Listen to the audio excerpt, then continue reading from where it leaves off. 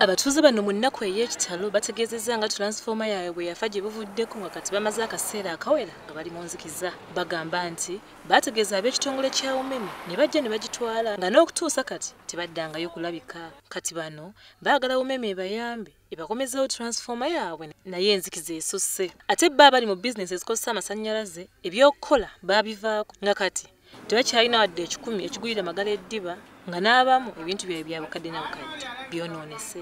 Tukyakola bizinensi zaabwe zitudde bakasitoma baffe tebakyali bagitwala ku Lwakusatu mikyeereerako tuli awo netulina kyakulya naye nga aba UMEME bo bali bwe bakola ki beetuuziza balina kye balya bbo. Masanyaleze gaavaamu tetukyakola abasaalu abaali taaki bajja bakolako tetukyakola amasanyaleze.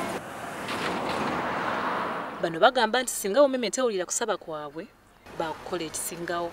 Olive Namulindwa, WBS amawulire.